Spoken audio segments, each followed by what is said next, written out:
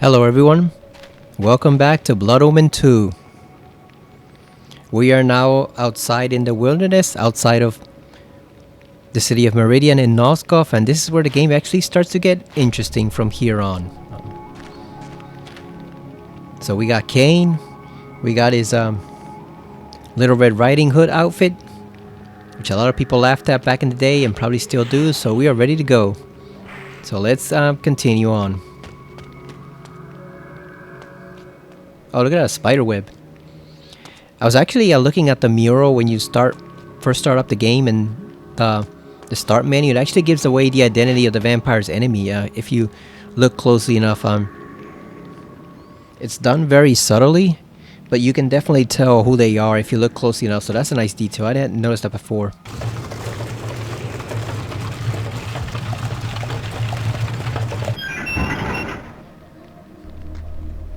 Name and business. Watch this. I thunder every week I depart by this gate. Name and business. Kuro, bringing supplies to the garrison beyond the abode of the witch. Here is my toll. The bridge has fallen. Again? And they've not repaired it? There's more important matters afoot. A company's being sent out. The smugglers are to be destroyed at last? Smugglers? There's worse than that infesting the roads. But now the culprits will be dealt with. At long last. Why pay such high tolls if they won't keep the roads open? That's what I say. Hold your tongue! You may not keep it long. Open the gates there!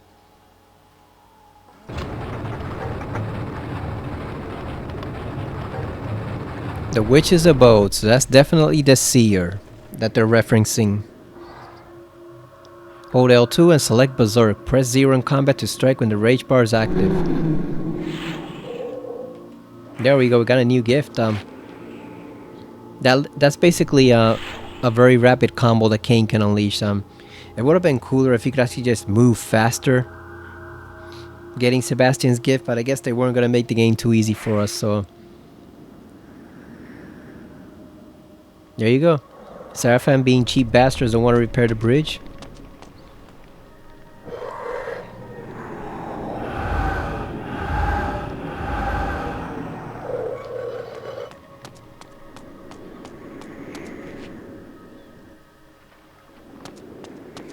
Look at that, we already made it outside Cain, and we're not even 5 minutes into the chapter. He was just whining for nothing last time.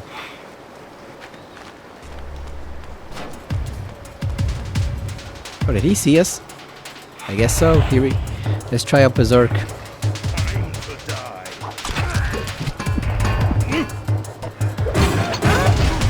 Maybe not here, because I think this guy's gonna die too quickly, but we'll try it next time.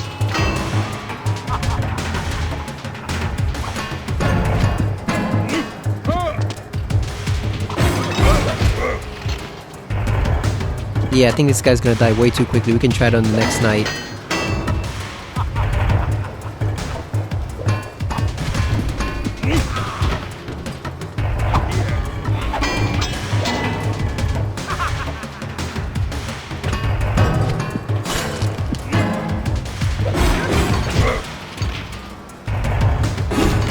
And he's dead.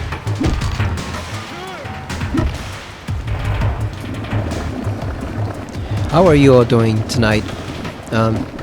Yesterday was okay. I actually won around $407 from betting on the golf, so that's always a plus when you can actually win money. Unfortunately, I found out that a nearby store, a grocery store that we go to a lot, is closing because of all the national problems with the economy. So things are getting bad out there for sure. We are descending into a hellscape rapidly. So the U.S. is just going to hell in a handbasket along with the rest of the world. So that sucks. But at least we got Cain to keep us company, right? This is the best time of year to find them. It's too cold, I tell you. Quit grumbling. I'm sure we'll find more tomorrow. Providing we don't freeze to death out here. There's a vampire next to you guys, and you don't even notice.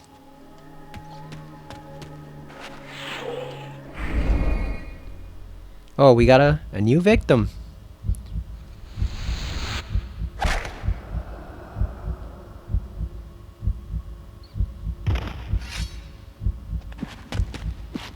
man. She's not even gonna get the chance to find out what killed her sister there.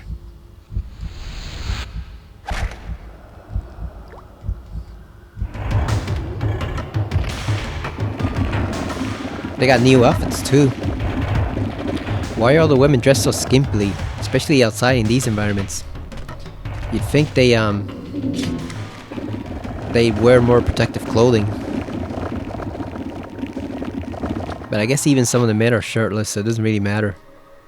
Yeah, Kane just looks silly in this outfit, like covering his. Why is he even covering his face? It's not like they're gonna know who he is right away. They don't even know the vampires they're working for.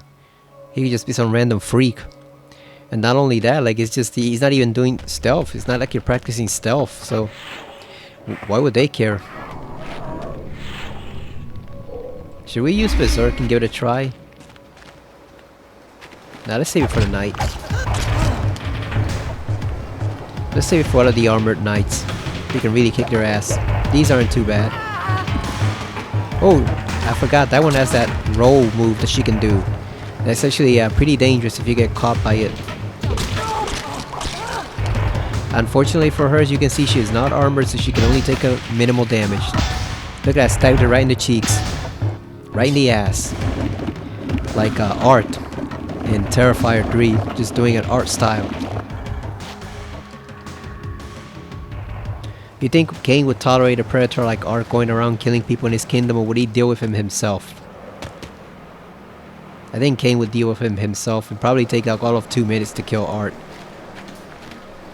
Too bad we don't have the mist ability fully formed yet, so we can't pass through these bars like we could in Defiance.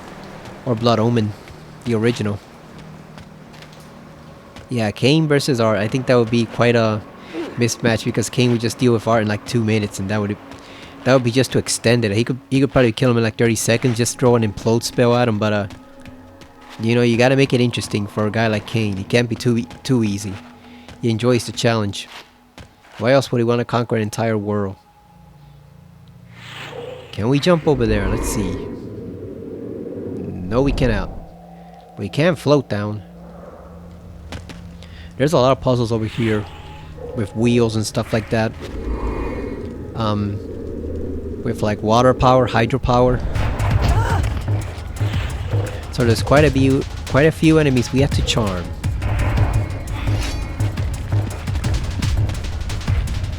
Look at her being all bold with her stance. Oh, she's got a knife? Oh shit, I thought Cain froze for a moment.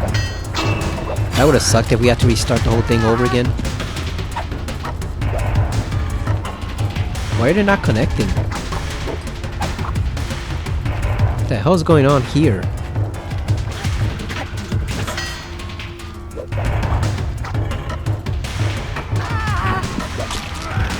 Come on! What the hell's going on in this?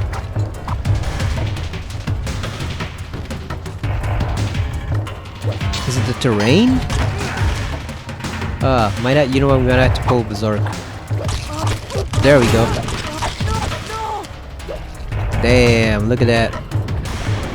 Look at the zoom on this lady's cheeks. I don't think Berserk is worth it for these enemies. I think we should save it for the knights.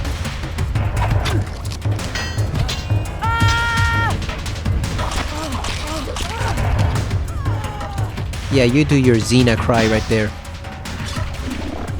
I ain't gonna save you. Yeah, I don't think Berserk is worth it for these enemies. The only real move they have that's kind of damaging is just a roll and stab attack. Well, we can get past that easily.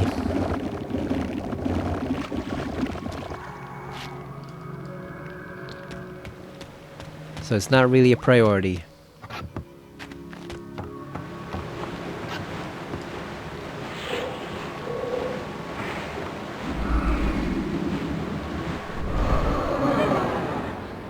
Look at that, he's just standing right outside staring at us. There's nothing he can do to stop us from taking over. Alright, here we go. Let's change this. Nice. Got hydropower now. Yeah, they had a really thriving industry going here in this area of Nosgoth before things went completely to hell due to Cain. Like I've asked in previous videos, I wonder, did he try to keep some of the technology and the humans just destroyed it so that they wouldn't use it against him, or you think or do you think the vampires just destroyed everything? I think we have to put that there, I assume, to keep the gate from opening. I mean, to keep it from closing. Because it seems like Cain wouldn't mind using all that technology to the vampire's advantage. He seems industrious that way. But then, like I said, what happened to all that technology? So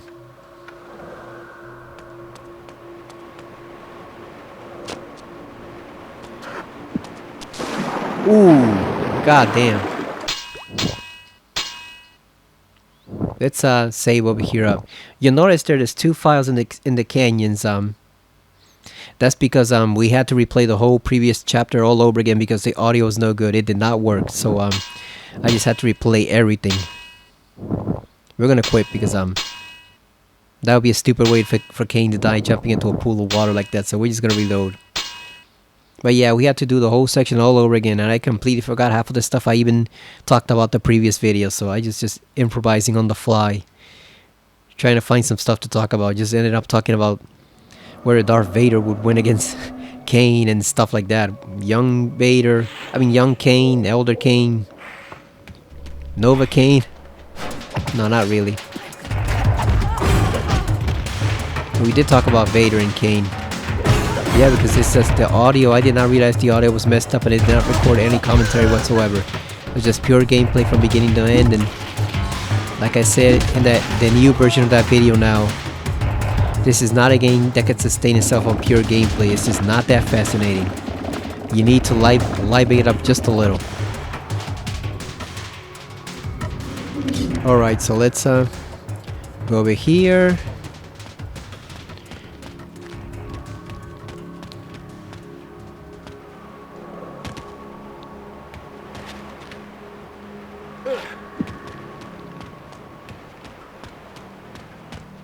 Damn, Cain just took a water bath like Raziel. That little section there.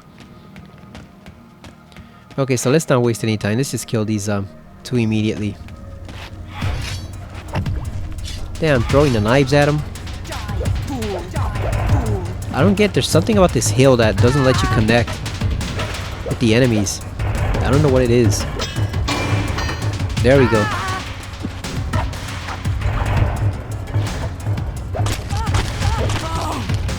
It just doesn't let you connect with the enemies properly. I don't know if it's the terrain. I don't know if it's the hit detection. Something's off in this section here. It's just weird how you can't hit them. And the other section doesn't have that problem. You can hit them there, so I think it might be the slope. It's just not doing the game any favors.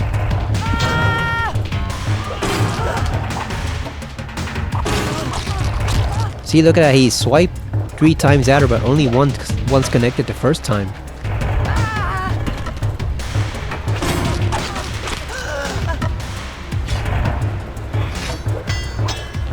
Oh damn, I almost put down the sword and she wasn't dead.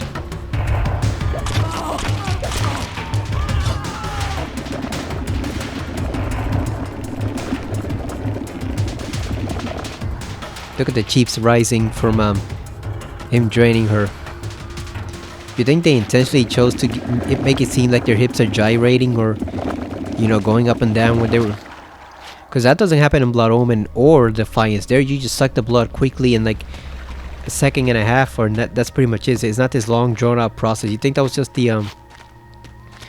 you think that was just the Blood Omen 2 developers being pervs and just thinking, oh, what if we make it seem like their hips are gyrating while Cain's draining them of blood, since he's a vampire and it's supposed to be sexy in a way. Like, you think that was just them being dumb like that? Because it doesn't happen in Blood Omen. Like in Blood Omen, the enemies don't even fall down; they stagger, and then you go and drain them, and it takes all of like 2 seconds, and that's it. and then they're done, and then they fall down. And then in Defiance, it's the same thing. You just drain them quickly, and that's that. They fall down. There's not this whole gyrating thing that they have going on in this game. So you think that was just the Blood Omen developers being idiots or being creeps? Oh, let's make it seem like there's dead bodies humping the air or humping the ground or something. And the fact that it's this long drawn out animation too is kind of bad, because like I said, it takes way too long, especially as you're going to see later on when we run into the demonic spiders, and then later on the actual real demons in the end of the game. It's just, it takes like 5 seconds to drain them. It's like way too long. It did not take that long in Blood Omen. Even in Blood Omen, when you drained the big demons, it only took like 3 seconds. It did not take this long. It wasn't this full drawn out almost CG cutscene of him drinking the blood. It just I don't know, it's like a lot of things about this game is just weird. And the blood definitely looks like Kool-Aid. It doesn't really look like blood. It looks more like Kool-Aid that he's drinking, sipping it through like some supernatural straw. Alright, we cannot kill this guy because he's safely in there, but we can there we go.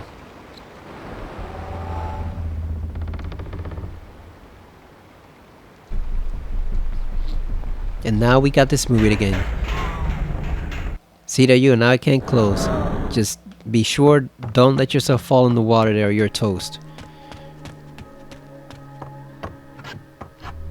At least there's no water down below, so it's a bit difficult to fall in there unless you intentionally go to the side. Speaking of water, I finally played that Wet Dry World level in Mario 64.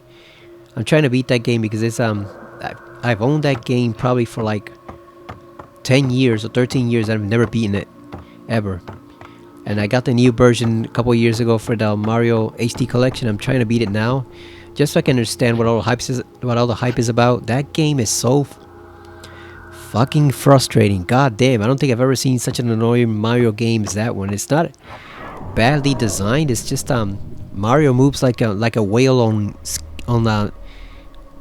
skates. It's just very difficult to control. It's like a bathtub, and then on top of that, the levels are a lot of the puzzles in the levels are these bizarre obscure type things that you got no clue what you have to do. They don't even give you a hint as to what you have to do. It's just trial and error all throughout the stage. You gotta get to trying different things and then try to see if they have any effect. It's just weird, very weird game. Because I was watching the video on how unsettling it is because it's all deserted, and so I wanted to see some of these levels, and that turned into, well, I should probably beat the game. And you know, since I've never beaten it, I should beat it for the first time. And oh boy, did I get myself into something. That game is not easy to beat at all.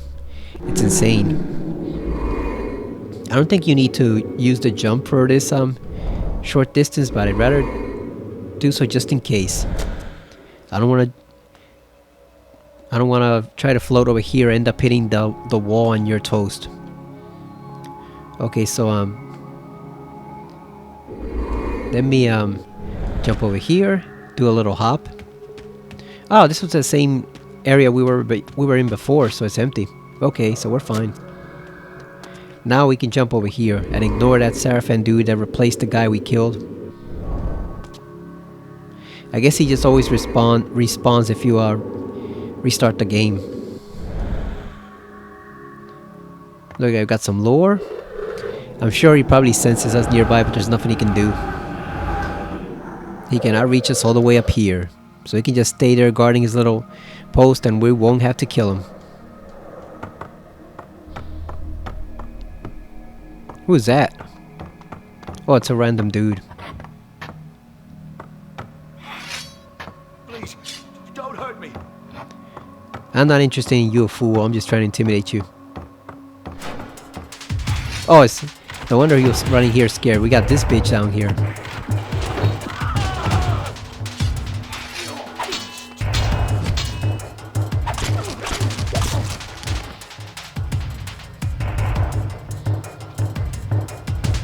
Yeah, I thought he was scared because of me. No, there's a whole ass woman with a sword and a crossbow down here. Trying to rob him or something. Or worse. Maybe she wanted his booty and she was trying to take it by force.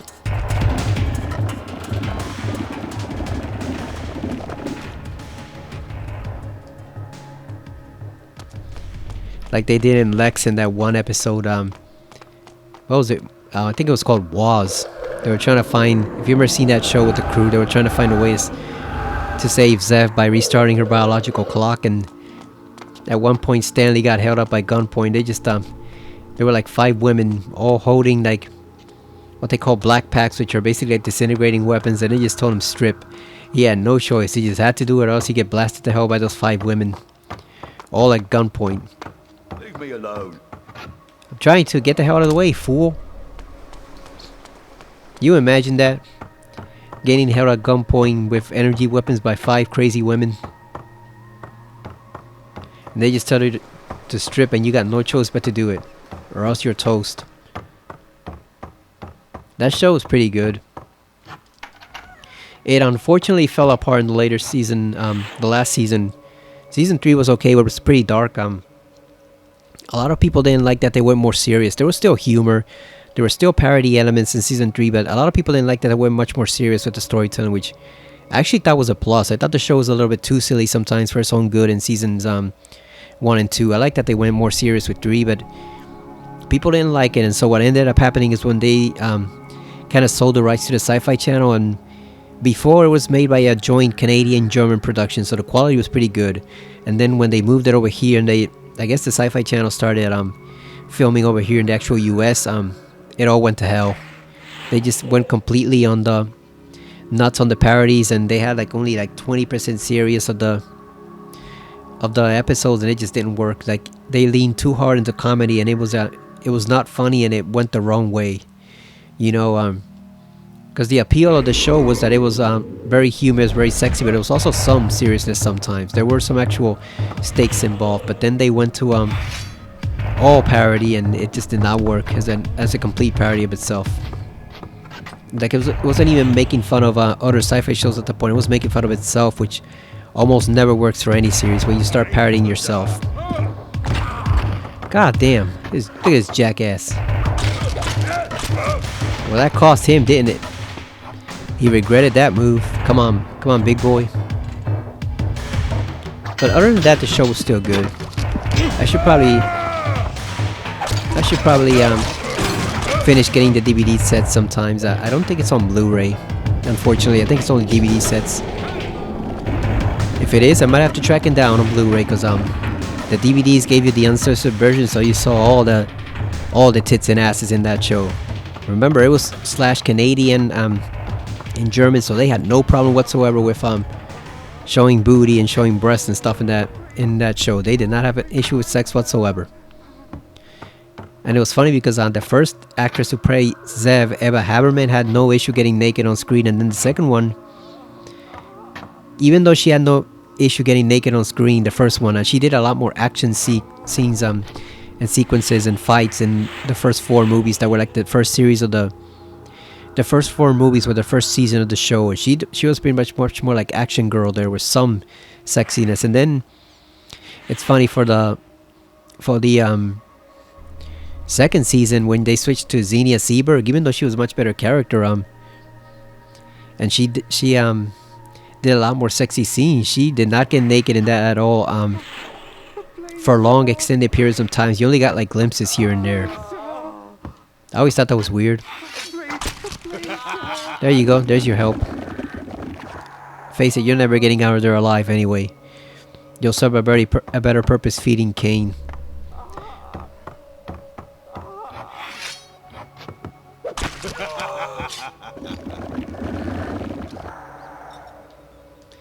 That sinister cackle, that laugh. Kane was described as the most evil character in gaming at one point for a reason. I don't think he is. There's a lot of people who are much worse than him, but even though that's not nearly correct, I can see why when he does stuff like kill the civilians like that. Even though you have no way to actually get them out of the Seraphine shackles in the first place, so like the only way to release them is to kill them. Got no choice in the matter. Gotta take them down. Anyway, the whole point about Lex, though, like I said, it was weird how Xenia did a lot more sexy scenes throughout the remaining 3 seasons, and yet she didn't really get naked for an extended period of time. It was just glimpses here and there, her nipple, her ass at some points, you know, stuff like that, just glimpses. It's very weird, especially when they went to a planet in season 3. It was like called Water, but they had different towns for different things. You had the sports town, you had the sex town, stuff like that, and like the tantric arts, and it's just you'd expect her to actually show some skin in that particular episode, and no, they just did not do it. So not really sure what happened there. Oh, I didn't really notice. I guess if you restart the save, but you haven't gone to this section, I guess the lore just resets, because we had already gotten this lore before. That was one of the first things we did when we came here, and it just I don't know what happened. It just reset, like we never even touched it. So I guess it resets everything. It resets the lore. Okay, let's use the jump on this one. That show's pretty interesting. It sounds like almost like a porn parody of sci-fi, but no, it does have some actually intriguing stories, and it has what is probably my only favorite episode music of any TV series of all time. Pretty much Brigadoon. I know all those songs by heart, pretty much. I know the exact words and memorization for all of them. They're all pretty damn good songs. Obviously, they're making fun of an old movie called Brigadoon with the title, but the episode itself is actually pretty serious. And it starts off humorous when it goes into like Kai's people and what they were like, and then it turns dark real quick. Like one moment you're hearing a song that's almost like a parody, and then like 5 minutes later you're hearing a song about that's very serious about the destruction of their planet. It's like, whoa. Yeah, you're like, whoa, this took a turn. It went dark quickly. So I like that show. I should probably look to see if it's on Blu-ray. I should probably own it, because I don't know how long those DVDs are going to last.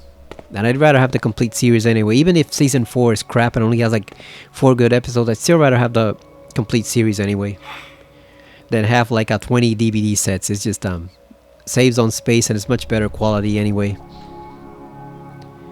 Look at the silent alarm. I don't know how they hear that thing. Really? Listen, you bitch.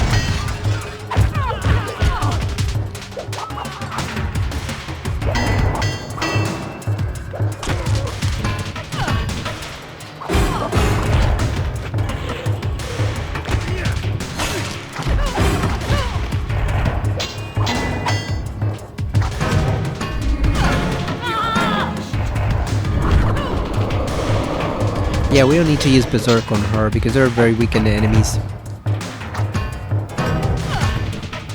Berserk is for the knights, pretty much that. We're fine using just Fury. Later on, you get a much more destructive spell, Immolate. That one's pretty fun to use against enemies. Although even there are some enemies that will not work against, showing that there are some enemies in Nosgoth that are even tough for vampires to fight. Even with their powers, they're still very resistant. Okay, so you're just a guard or whatever service, so we'll spare you. There's no point in killing you. Gotta kill some random dude who has like 2 drops of blood in him. Come on, man. I still don't get the whole, how could the soldiers that have much more blood than the civilians? That makes no sense whatsoever. So, like, they're bigger and tougher, they have more blood? Like, what the hell is up with that? A lot of Blood Omen 2 wasn't well thought out, but it does have an interesting twist near the end.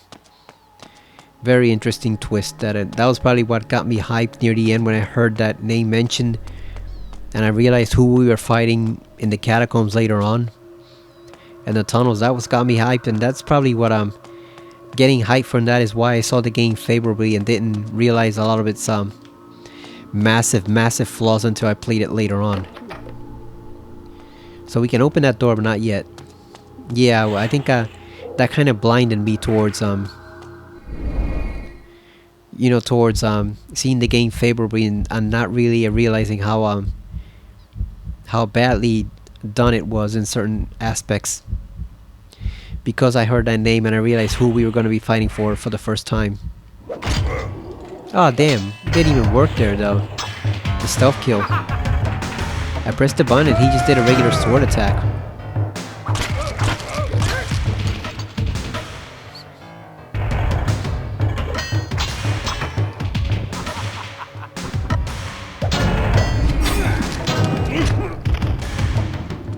Alright, enough time. Let's finish this guy off. Enough clowning around with this guy. Just kill him.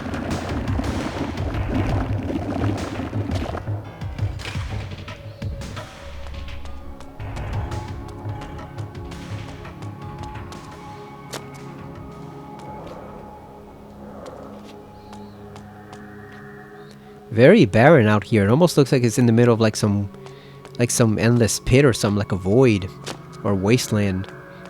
Obviously it is a wasteland, but you know what I mean. It seems very empty out here. I wonder where, in relation to the rest of Nosgoth, certain parts of Meridian are.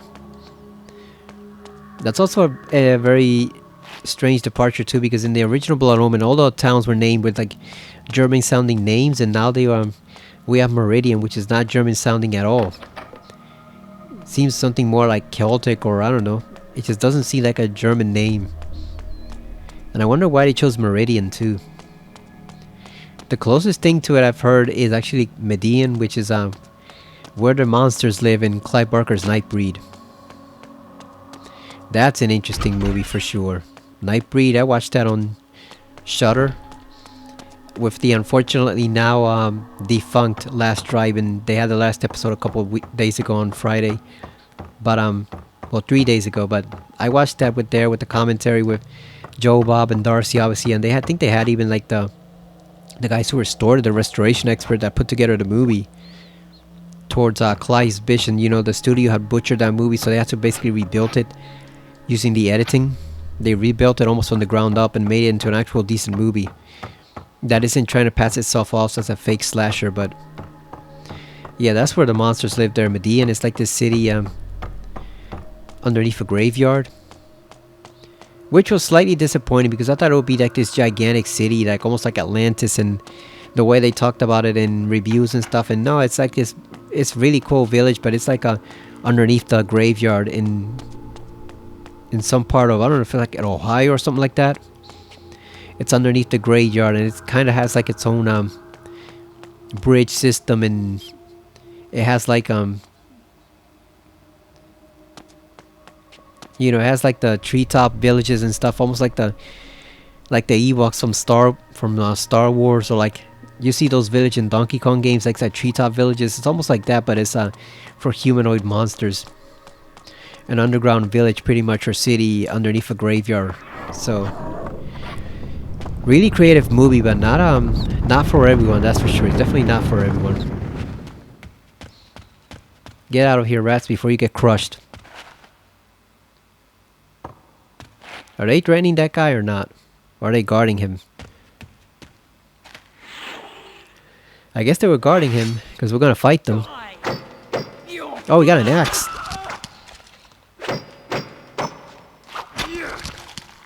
That should get us the trophy for getting 10 unique weapons. God damn it.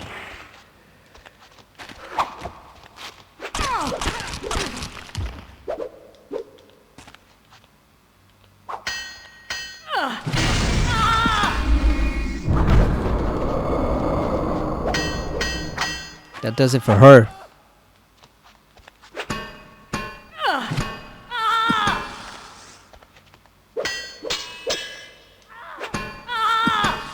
She's tough, taking a lot of blocks. She couldn't block that though.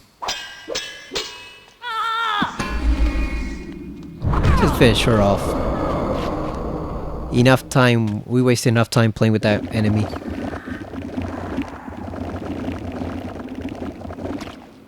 Let's see if we can get the axe. We should be able to get the axe to get the trophy. Looks like we're missing one then, if it didn't unlock. There's also a trophy for completing 2 levels with only your claws and dark gifts. I was gonna try it here, because there aren't that many enemies in this level, but the thing is, it has to be apparently 2 levels in a row, so we should probably save it towards the end, because it cannot be you do one, you save, you quit, and then you do another. It has to be 2 in a row, so that won't work in this case, unfortunately. So we're just gonna proceed as normal and try to get the trophy for different weapons. Oh, this one's got a purple outfit. She changed.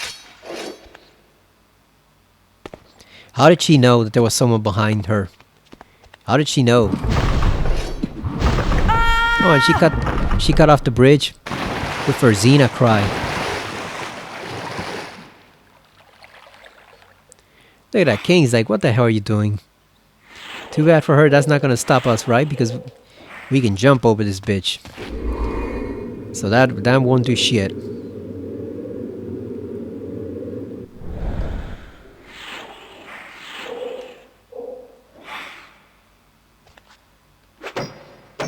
Nice of them to give us time to recover and not charge at us right away.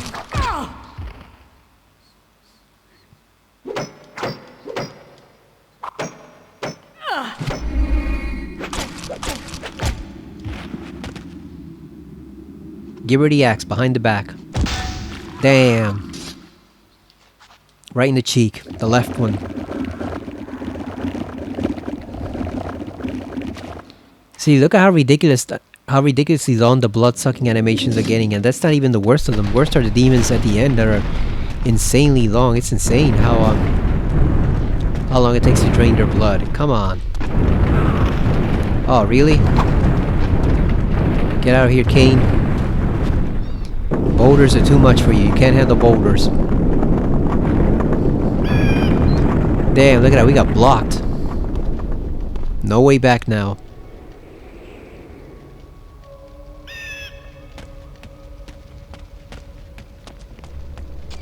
So these guys are having just a nice campfire. That guy's screaming because he saw us open a box. Really?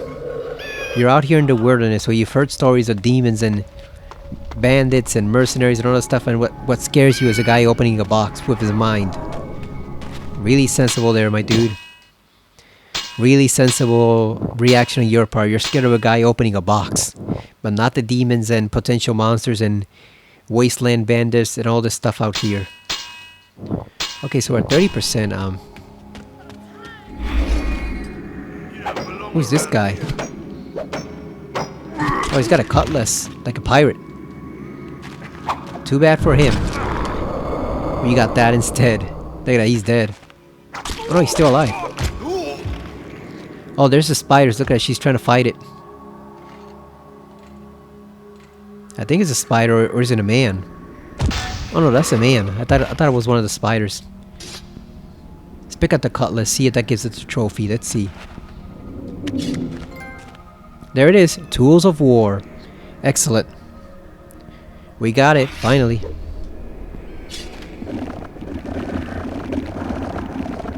Good thing we did not do this chapter before we replayed chapter 6, because it would have gotten the trophy all messed up in terms of the time frame. Like I said, there's specific times I like to record and get trophies for games and stuff like that to keep it consistent, so I don't like recording or playing games where I'm trying to get the trophies outside of that time frame. Look at this, we can just jump right at her over here. Sounds like he's striking a piece of meat. Which I guess he is in a way. That's an impressive roll. The way she gets such a distance on that's an impressive roll for sure. The humans here are capable of some things. They're not completely incompetent. That's a lot of blood. That's a ridiculously large amount of blood. Holy shit. Alright, we got a cutlass and an axe.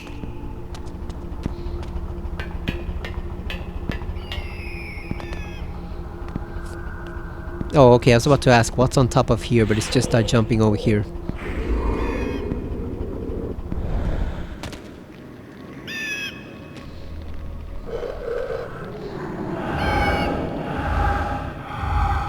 Yeah, we're out in the wilderness. This is where the wild things are. Actually, the chapter is called Wild Places, but I think Where the Wild Things Are is a much more fitting chapter name than just Wild Places. Wild Places just sounds generic. You know, where the wild things are? Not the book, just in general. I think that's a much better title for this chapter. instead of just generic or wild places. Couldn't you have called it something like the nest or something with what we see later on? Or like into the spider's web or something like that?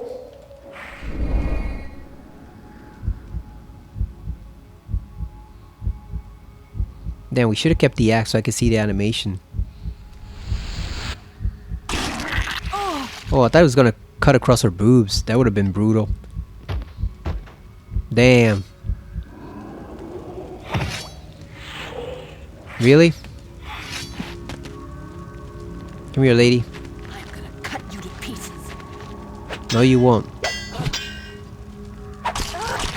No!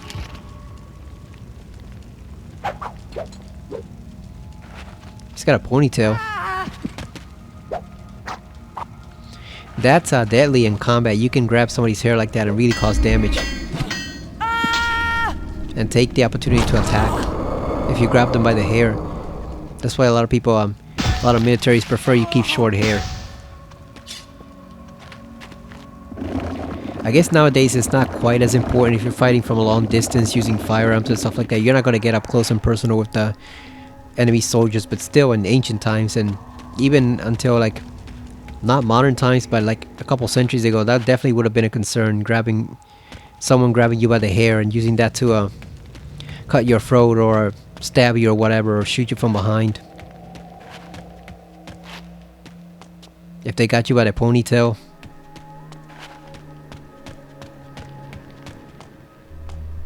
Guess it's a good thing that King has his hair all wrapped up in that Little Red Riding Hood shawl. That thing looks so silly. Are we going down here? I guess. Yep, there we are.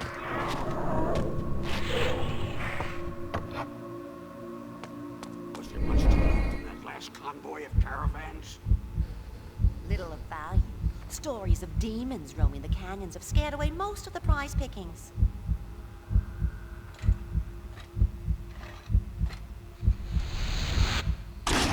Damn, look at that. Right through the throat. Yeah, we should have kept the axe and then gotten the cutlass from him, but whatever. I'm gonna cut you to pieces.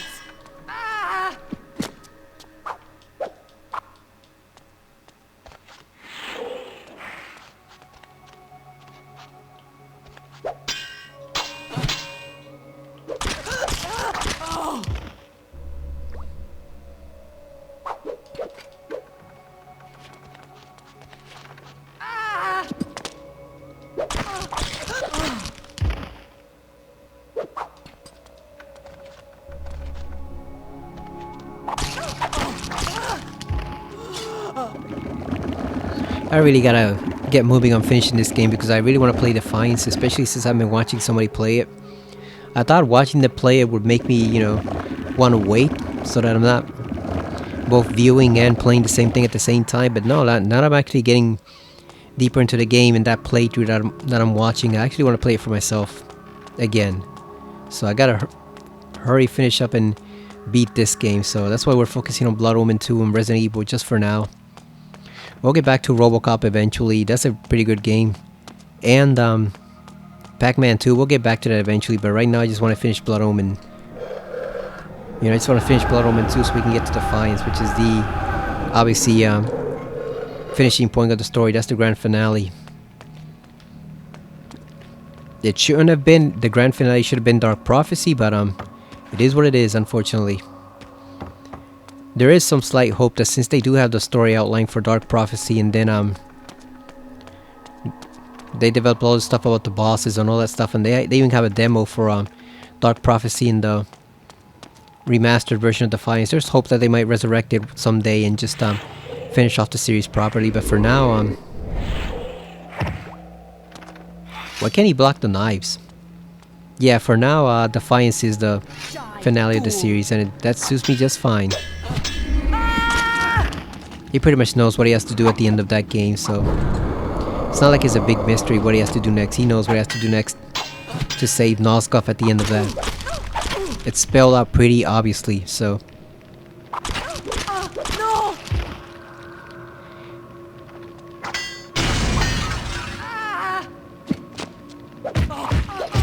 They even thought about having that be like the finale of all the stories, pretty much. But they decided to do another game that got cancelled.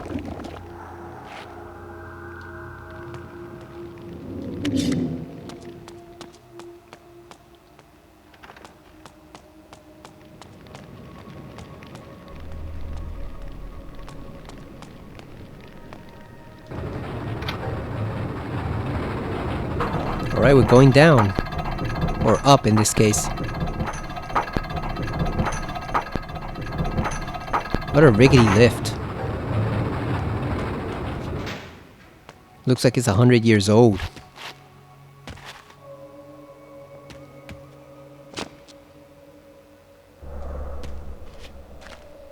Okay, we gotta brainwash this guy.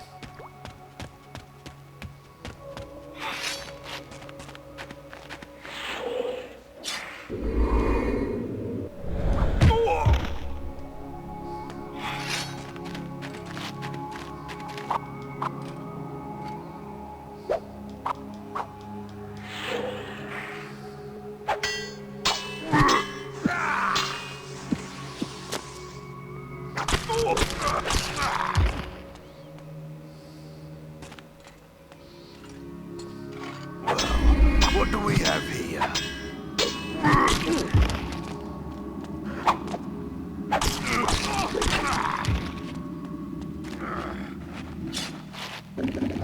Are those attacks magic powered, or are they just really strong attacks that just glow to show you when they're gonna happen? Because it could be either one. It could be like Kane where he has some extra energy, or it could be just a strong attack. Could be either one.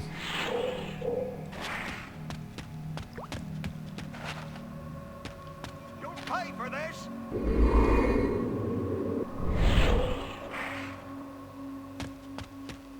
I'll have you know, I am friends in very high places.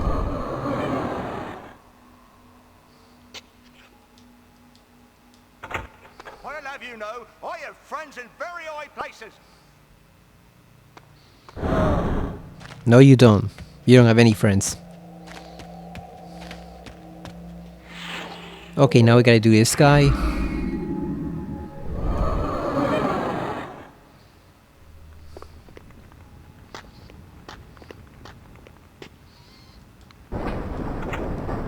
I was thinking this might have been one of the puzzles that tripped up one of the people talking about this game, but I don't think it's this one. I think it's one later on, or else it might have been the waterway one at the Seraphin Keep. One of those puzzles.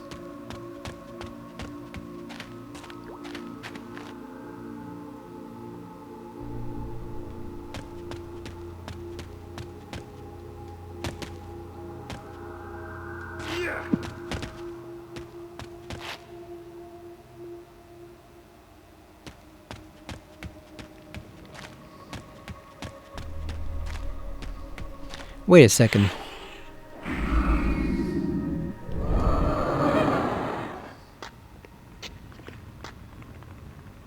Oh, I see. We have to go over here and circle this thing ourselves. There you go.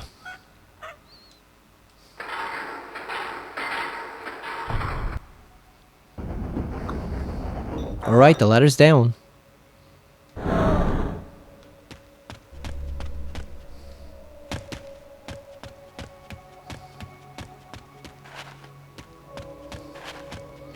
This camera is so wonky.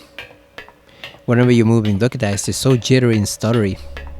It's terrible.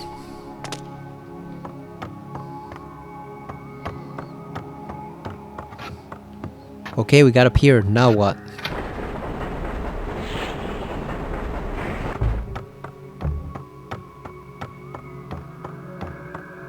Oh, there we go. Oh, really?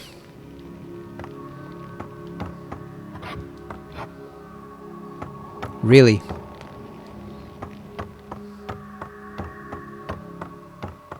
Oh, I thought he closed it. No, it's automatic. Okay, there we go. We just gotta rush. I thought the other guy closed it from behind. No, we just gotta be quick about it. There we go.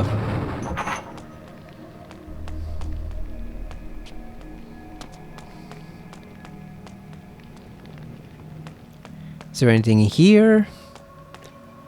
Nope.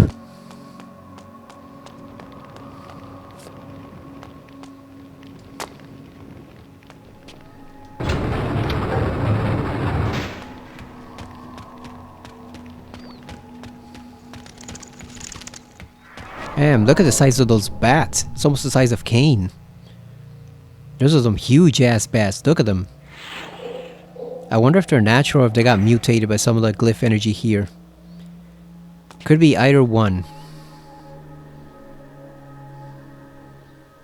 Oh, I see the green of the glyph energy. I think we're getting closer. Look at that, look at that bat.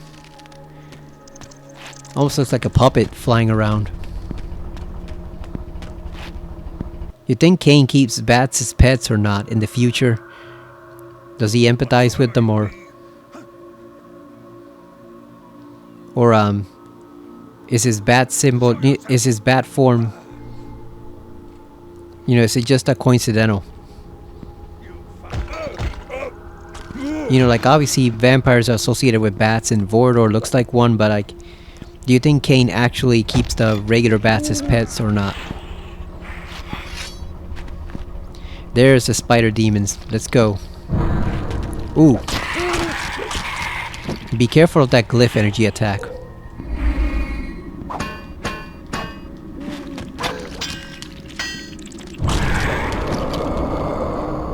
Almost looks like it has a skull for like a face. These are called lesser demons. And Cain probably shouldn't be feeding from these things because it's probably toxic to vampires, but whatever. Gotta build up that resistance to the glyph magic. Although realistically he probably shouldn't be feeding from those things. He should only be feeding from the men they kill. Not the insects. Who knows what those things have in their blood. And they're created by glyph energy going toxic too, so it's just probably not a good idea to be feeding on them, but gotta do what you gotta do, right? They're a source of blood. He's a vampire, so you gotta take it on.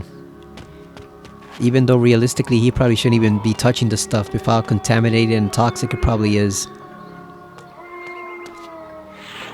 Look at him just waiting there. Just posing.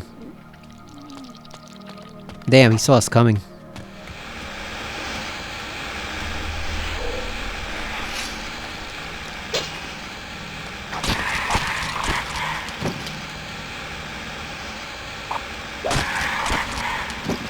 They are kind of cool. I didn't like them the first time I played this game,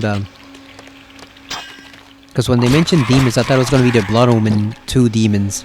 Or the ones from, I mean the Blood Omen demons.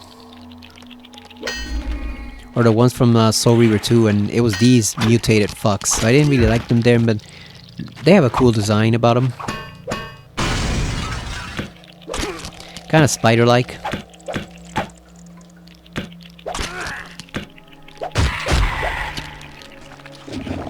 There we go, sip on that insect blood, Cain.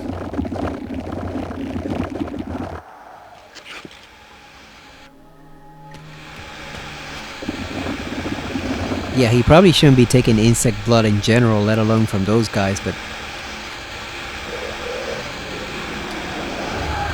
I wonder if Raziel had a like refined taste about who he would drink from, like if only the finest blood specimens were allowed for him and his brothers. I can't picture him drinking blood from some insect monster like this. Oh, look at that, see the cocoon right there with the glyph energy and the prey that's still alive right over there. Look at them. All mangled and tangled up in the web. These things are a little creepy. A lot of people find them creepy. Can't blame them. Yeah, they've taken over the road. I don't think the Seraphim Knights can do much about this at the moment.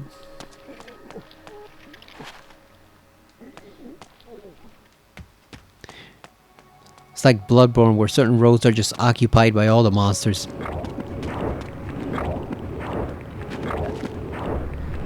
Look at that pulsing cocoon. And all the people trapped there. Holy shit. Look at that gigantic skull. What the hell? Is that one of theirs? Or... that can't be a human skull. It's too big. That bone is the size of Cain's entire body. So I wonder...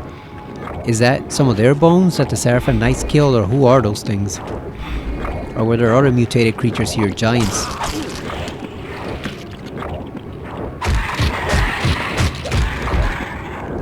Damn, look at him going ham on that insect. There you go. It's still alive though. Not anymore.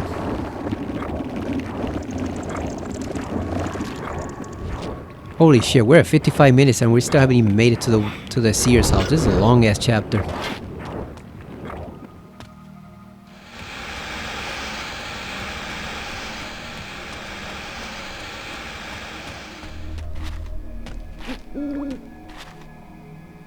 There's a weapon over there. You can see it shining.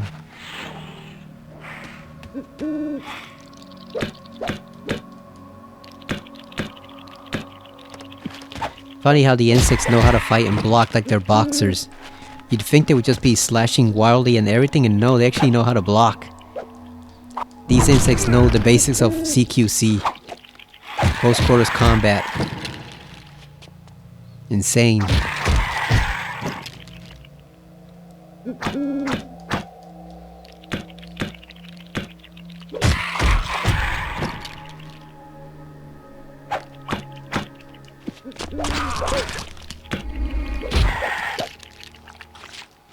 What even powers the glyph magic in the first place? I think it's probably energy from the demon dimension, right? It would fit with everything we've learned about them and everything we've learned about it in the other games and Defiance and here. I think it's probably just energy from the demon realm, right? Limitless energy from that dimension that you just package it into batteries and stuff like that. And it has a corrosive effect on the environment too. You can see it there. It's unnatural, it just starts to mutate everything. I wonder if there's more demon spider eggs in there. See, these skulls are huge. Those cannot be human skulls. They gotta be some other prey. Maybe they eat each other sometimes too.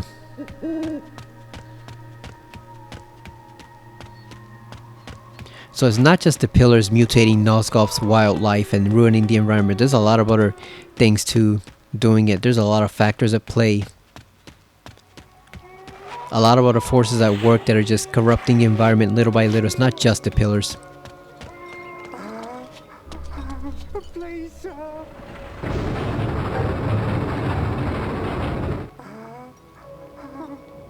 please, Alright, no going back.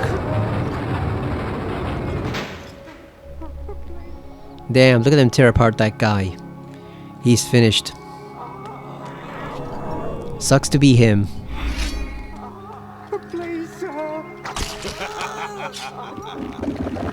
Yeah, might as well kill him out of mercy because otherwise the demons are gonna eat them alive. So you might as well just give him a quick death.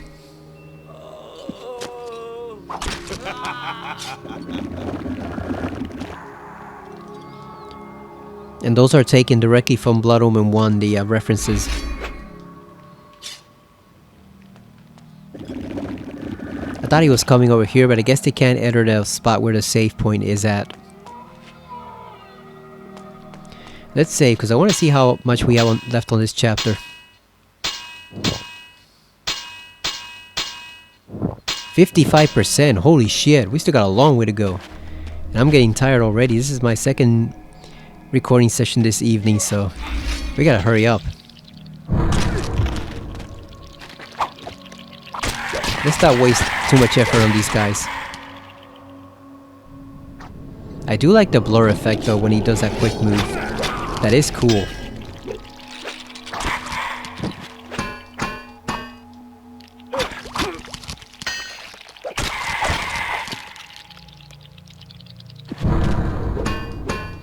Ooh, that would have caused 11 damage right there.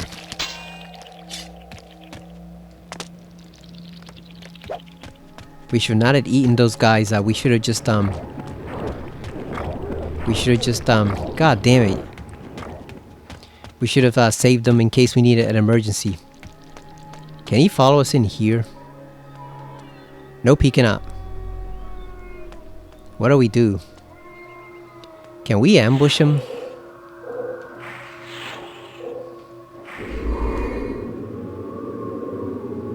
Is he gonna react? Oh hell yeah. Yeah, let's cheese this guy because I don't want to die right here and have to start over, so.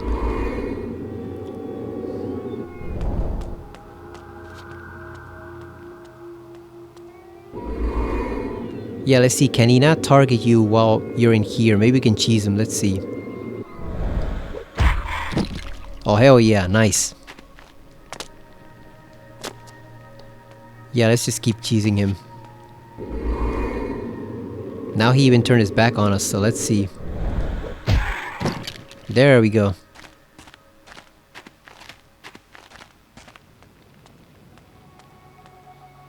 It's a cheesy way of doing it, but it works. If it works, it works. Is it dead? Yep, finally. So cover some of that blood, Kane. Holy shit. We were literally 1 hit point away from death. Gotta fill up that huge meter.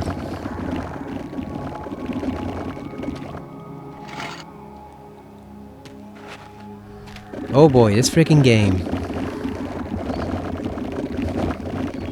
This is probably the one Legacy of Kain game if which they ever do, you know, actually do another sequel or resurrect Dark Prophecy. This is the one game they should not take any lessons from, except on what not to do. You know, just follow Defiance's and Soul Reaver 1's model. Maybe not Soul Reaver 2. Like Soul Reaver 2 is very story heavy, but it's not too fun to play as far as the gameplay. But maybe follow Defiance's example and then combine it with Soul Reaver 1 for the puzzle solving, and that's how you get a new game that's pretty great for Dark Prophecy. Make it more like Soul Reaver 1, but also keep the combat from Defiance and expand it so that it's actually very fun to play beyond just simplistic combat. Put in more spells and stuff like that, and you got a pretty good version of the Dark Prophecy right there if you can actually get someone to fund it. Embracer, I believe. I can see it happening. I think that's why they're testing the waters with that 2D game. And that's also why we gotta finish this, because we got the 2D game at the end of the month, so I don't want to be still stuck on Blood Omen 2. Or Defiance at that point. So we definitely gotta get moving.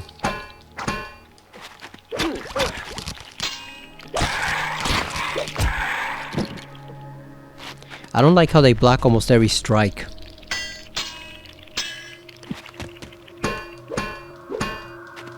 Definitely very tanky enemies for sure.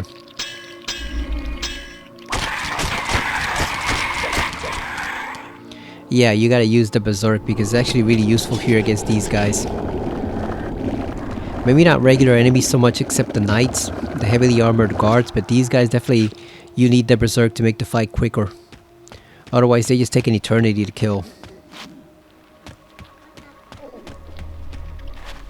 Let's switch our weapon.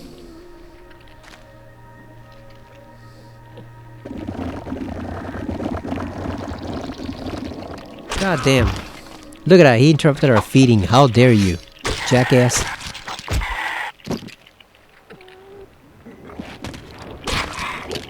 There you go, that's what you get for meddling in somebody else's business. Should just let us feed in peace, but no, you had to go and threaten us. Alright, let's finish draining this guy before we were so rudely interrupted.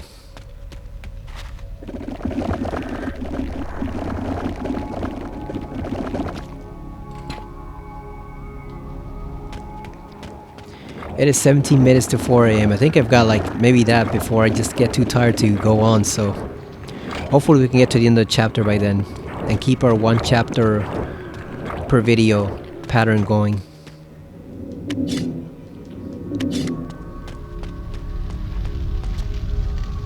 Oh, this is burning. Gotta be careful of that fire. Yeah, let's just jump over it just in case.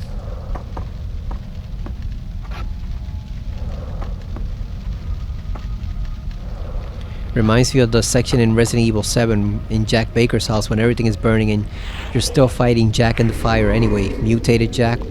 While everything's just burning around you.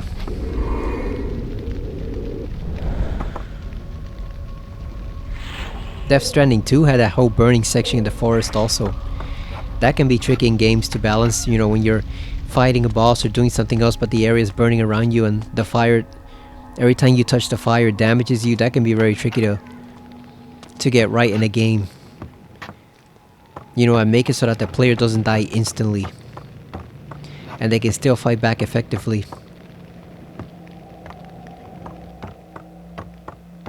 Okay, where are we going?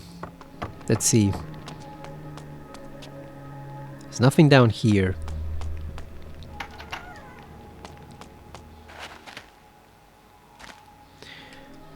Come on, man, we gotta meet the Seer. I wanna meet the Seer again because I haven't seen her for so long since I haven't played this game in a while. I'm only seeing images of her in some Legacy of Kain stuff I've checked out. Obviously I know what she looks like. I've played this game a couple times before, but this was never one of my most replayed games because of all the technical problems that it has. It's just very, very janky compared to the other games. It feels very underdeveloped, very uncooked. Damn, look at that long ass jump. That's the good thing about the spiders, they don't really dodge, they just take it. It's not like some of the enemies where they just dodge to the side. These pretty much just take your attack. So that makes it easy to get the drop on them using the jump ability.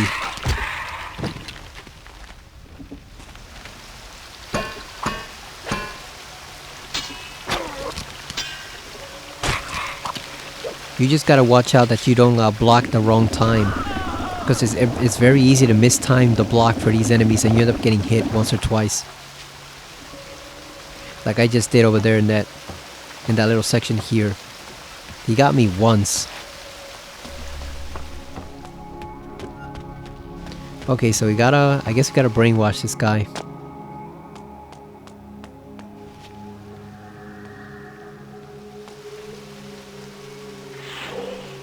Let's go over here first.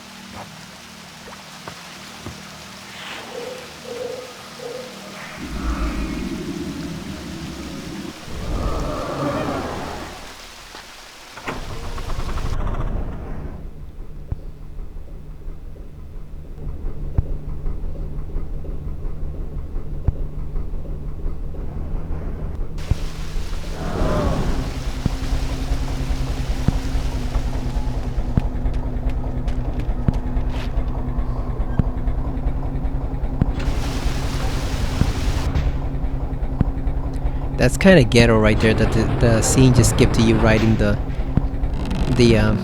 little container like that. The kiln or whatever that thing is. It didn't even let you control it yourself. That's kind of ghetto. It just swapped to him already standing at the thing automatically.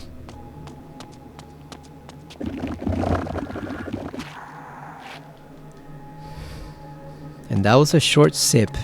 He did not have much blood on him at all. Okay, so there's nothing there. I want to see what we have to open.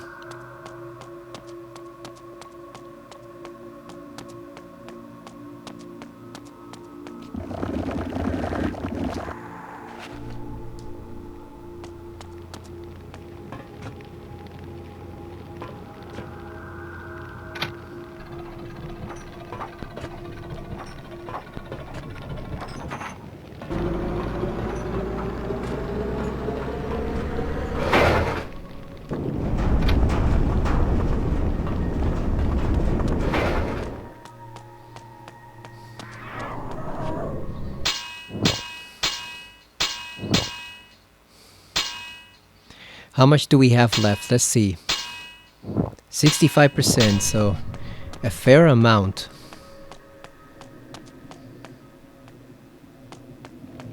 Oh boy, what do we do here?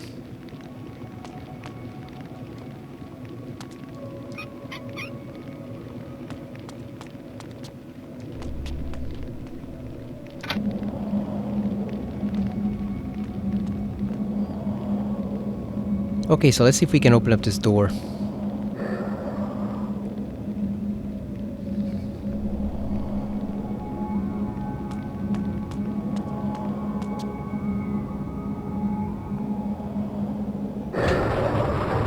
There we go.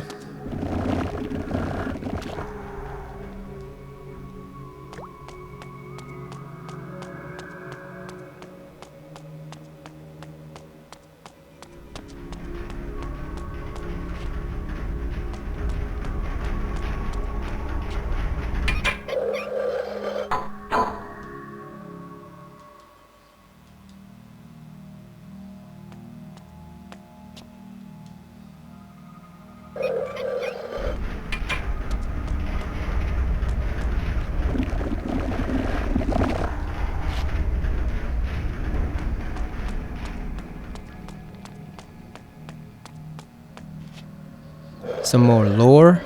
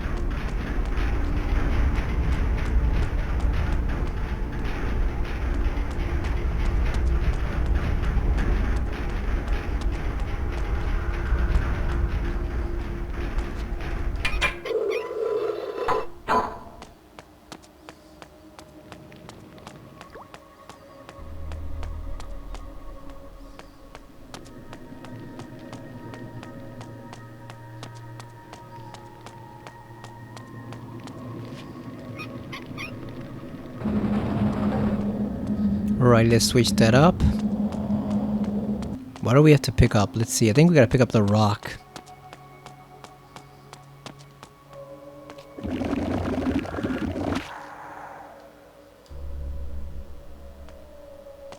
Oh, there's an axe. There we go. We can pick that up. Okay, so you gotta pick up the rock and put it on the conveyor belt, I assume.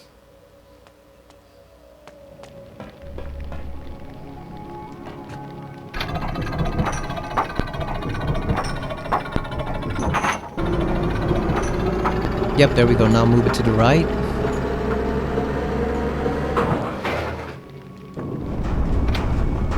I kinda hate puzzles like this in this and Resident Evil. So tedious. I think you have like a crane puzzle in Code Veronica. That thing sucks. It blows. I don't really like puzzles like this. They're way too time consuming and they're just tedious to do. They take way too long. Let it go all the way before you activate the gate again.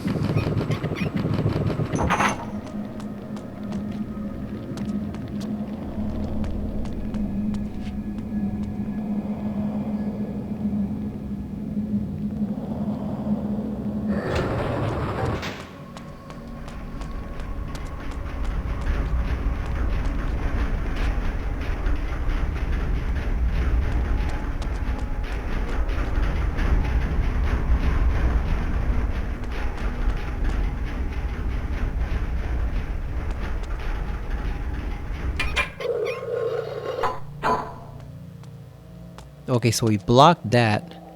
Now we go over, we can switch this to the right side. Because the goal is basically not to get the rock pulverized.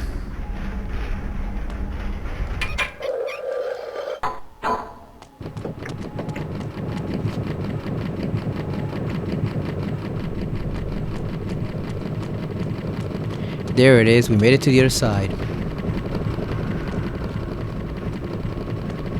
Now we have the crane over here.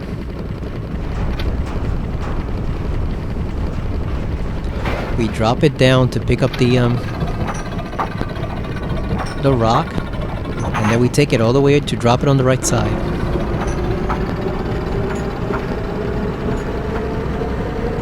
Those sound effects are the same ones as Resident Evil games. Every time I hear him turn the wheel, I just see Leon spinning that crank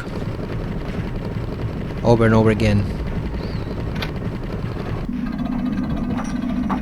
You always gotta spin it 4 times to lower the little staircase at the clock tower level in the original game. Even though it should only take 3, you always gotta do it 4. But I always see Leon in my mind whenever I hear that little sound effect, because that's the exact same sound effect as the crank when you're spinning it.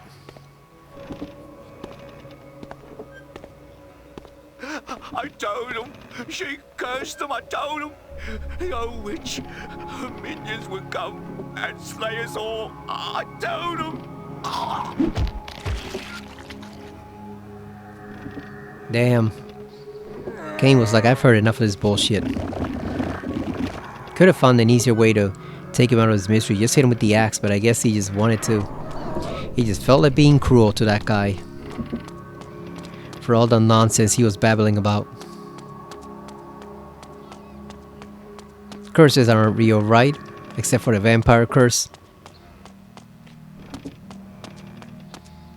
But yeah, it's funny enough, it's not the whole witch doing all the damage. It's actually the spiders being mutated by the glyph energy. That's what's causing all the damage.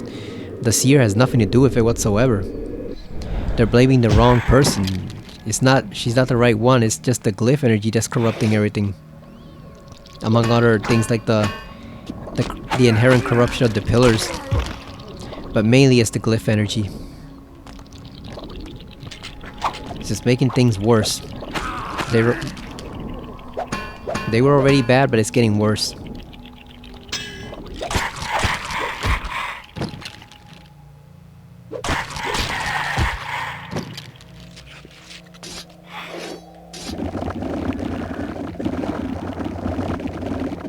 Oh, look at that, people swinging over there in the cocoon and the web. Trippy sight, look at it.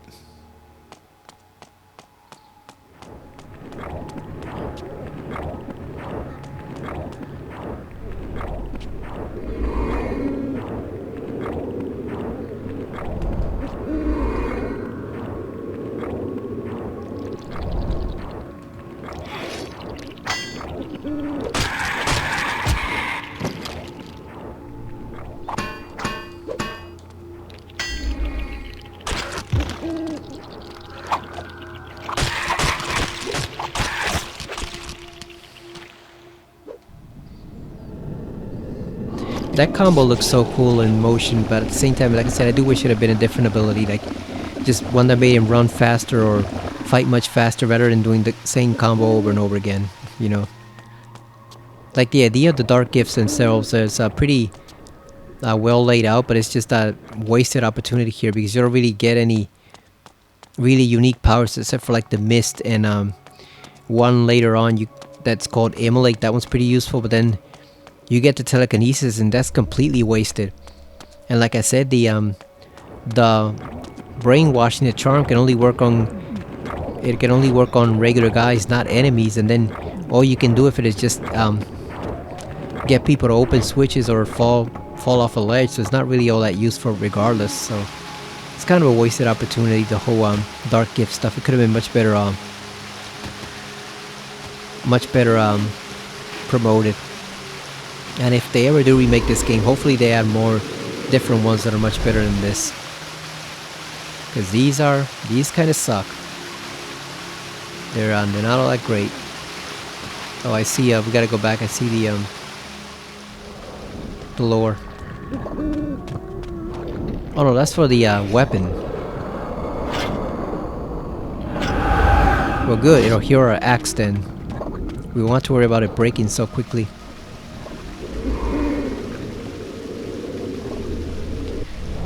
Try to jump over that deadly water. If we can.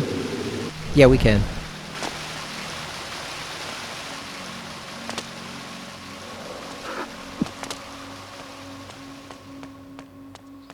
What are these guys doing here? Just camping out where you got a bunch of demonic spiders building nests. What are they doing here? Go over here. Look at that impressive jump by Kane. The vampire long jump. He could definitely win a gold medal at the Olympics for sure. If they had their version in Nosgoth.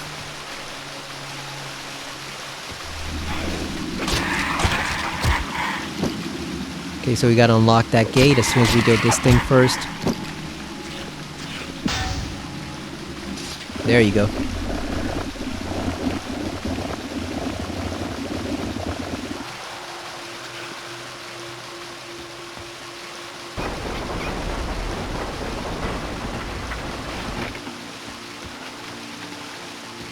Oh, we gotta keep pumping it like Leon. See, listen, that's the exact same sound the crank makes in Resident Evil games, especially Resident Evil 1 and 2. It is the exact same sound. No difference. Oh, okay, so that was to get across the ward gate with the glyph energy.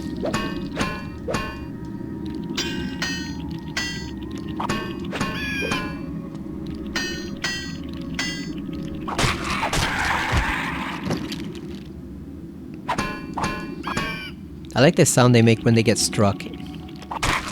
Sounds very haunting. Like it definitely sounds like an unearthly creature, that's for sure. Like nothing you would find in the regular natural world.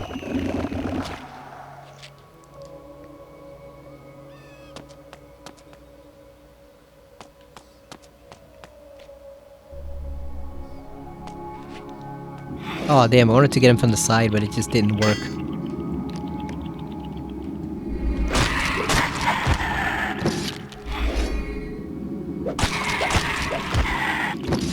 I think these are easier to hit when they're getting back up than the knights. The knights automatically block you. These guys you can kind of get 3 hits in while they're still getting back up. It makes the fights go a lot quicker if they don't block everything you're doing.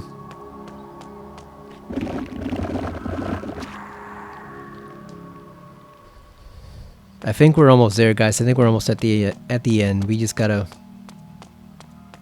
mess around with this a little bit.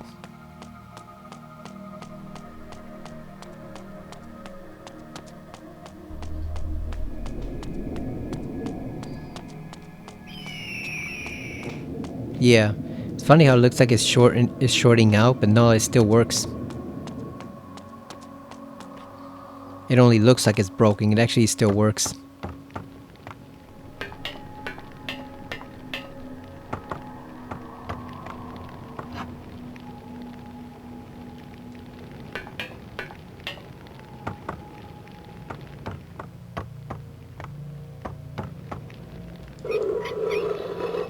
Alright, we do that one. Can we jump over there? Ah, god damn it. Maybe we can go in here. Nope, it's locked. We gotta jump.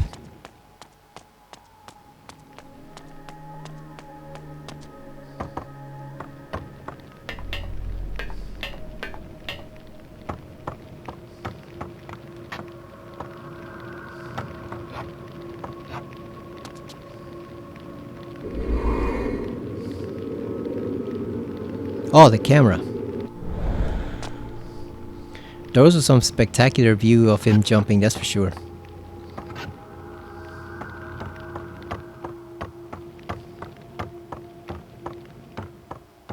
Get some more lore.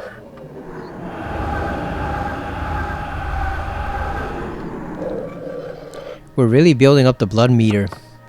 You're gonna need it for the end because you can lose a lot of health in that Coming out. They're everywhere. in those enemies near the end. That's for sure. Killing everyone in sight. Don't worry, I'll wipe them out for you. Oh man.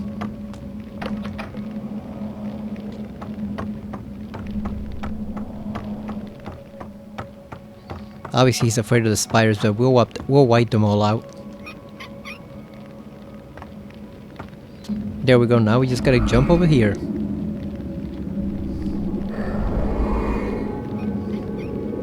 Or we can try to activate the switch with our mind, even though we don't have that power yet. Kane will develop it eventually, just not now. Oh, we gotta activate this one. Or else the energy won't have anywhere to go.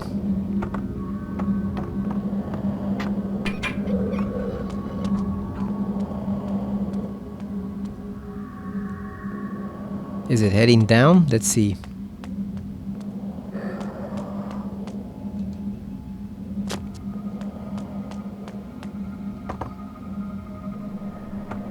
Oh shit, we gotta do this quickly. Ah, did it dissipate?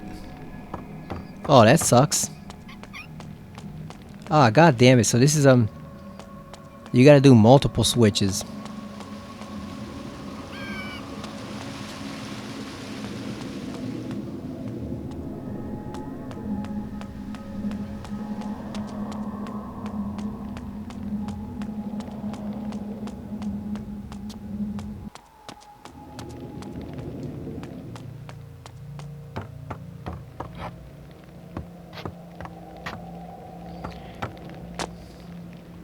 That's annoying for sure. That sucks. The fact that you have to literally babysit this thing every step of the way. That's bullshit. Gotta do it again. Babysit this damn fucking energy stream.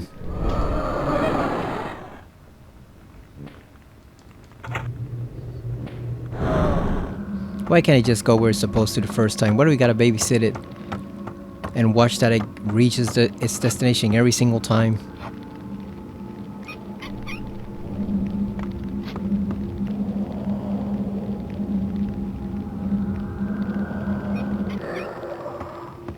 Alright, it made it. Nice.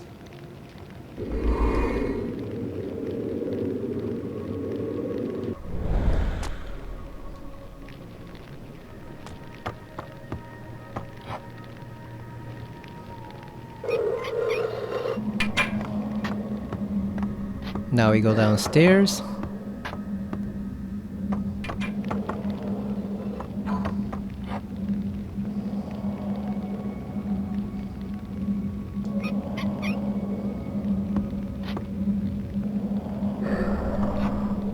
There we go. Setting over here. I think that's gonna short circuit it. Let's see. There's gotta be a reason we can change the destination. Let's see.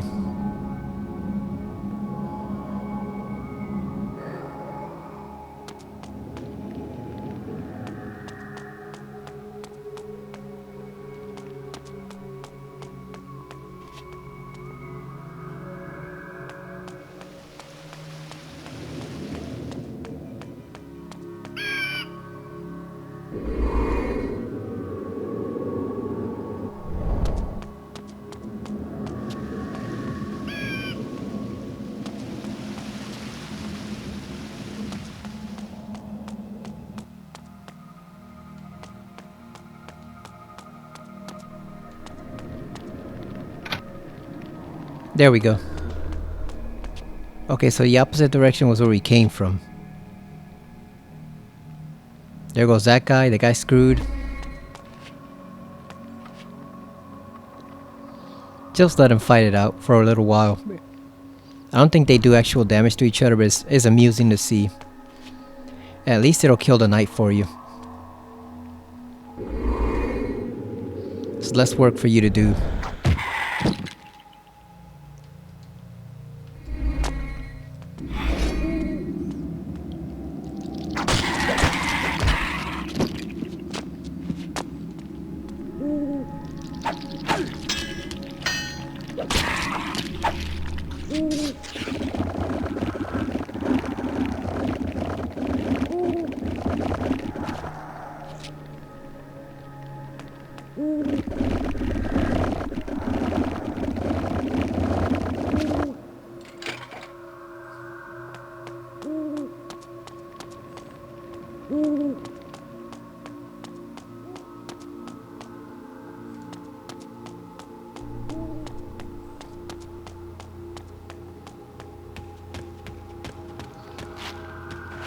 I think you can jump to the Seer's house from here. If you do a jump from a particular spot, and you can actually kind of get into her house and actually see the items there and stuff.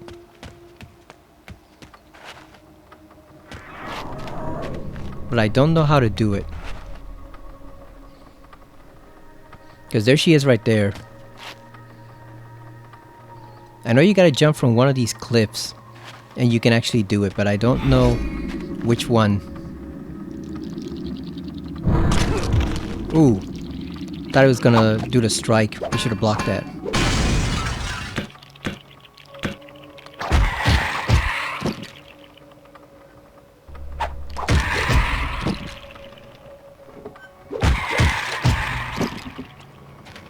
So you see dead ones around the house. So these creatures aren't actually created by her. They're just products of the glyph magic gone awry. You know, they're contaminating the environment.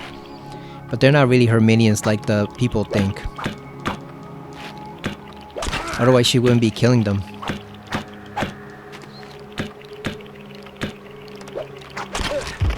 God damn it.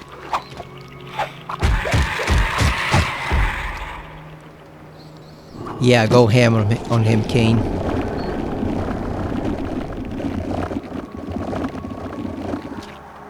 Maybe we should save and see if we can pull it off. Get the lore.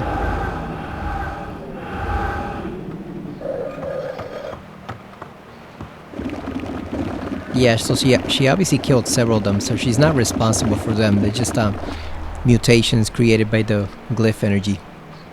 Lesser demons, like I said, they're just insects turning into those things.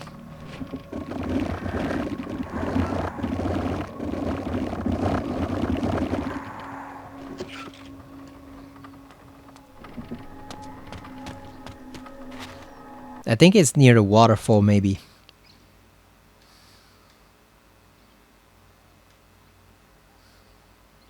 Yeah, we're 90%, so let's see if we can get it done. Let's see if we can jump over to where the house is. How do we... Let's see, how would we do it? I know there's a certain way. If the camera would cooperate more, it would help a lot.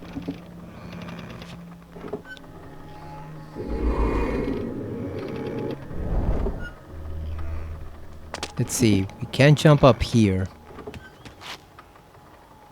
Yeah, there's a way to do it with just an actual jump and not having to hack the game. But I don't remember how to do it. I think it's like you have to jump for like the waterfall over there.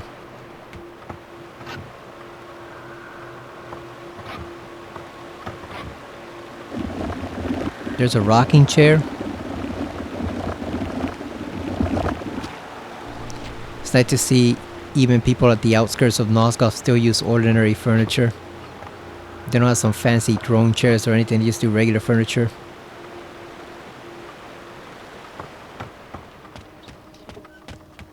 I mean, Kane sat on that concrete hard throne in Soul Reaver, so he definitely isn't about comfort, that's for sure. Because that thing cannot be pleasant to sit on, that hard rock throne that he built himself around the pillars. That thing looks uncomfortable as hell. I don't know what he was thinking building that throne. I guess it's just to signify how tough he is and how hardened, but it just looks extremely uncomfortable to sit on that throne made of stone. You know, at least put like some type of cushioning beside it, you know, or on it. Yeah, there's a way to jump over there, and you have to get really lucky, but I don't know from which rock you jump. That's the problem. I think it's, like I said, I think it's near the waterfall, but I'm not sure. I don't know where you jump from.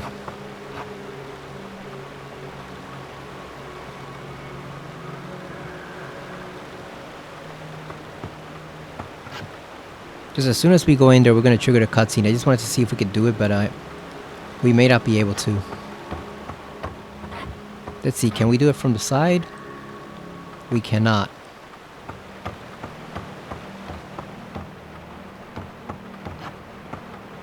Yeah, it's somewhere in that waterfall, but I don't know where. I wanted to see if we could kind of glitch it a little so we can see inside the house.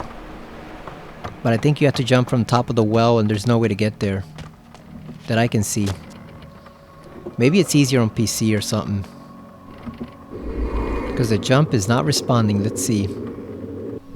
Yeah, the jump is not working, so... And there's nowhere to get a proper lift. He can't reach that high. Can we jump the wheel? Without falling to our death in the water? Nah, I think we're just gonna fall if we try that. Oh well, it's worth a shot. Yeah, you can supposedly you can jump from the waterfall down to the house below, and you'll see all the items she has in her house. But it takes a really tricky jump, and I don't know how to do it. That's just what the video said. It takes a really tricky jump to be able to reach it, and I don't know where you have to jump from. So let's just go on with the game. Maybe we'll try it someday by the end. We can you know, we could just make a separate save here. At the very end, we use that first save file, and then if we want to try it later on, we can. We're right here. All right, so let's talk to the Seer.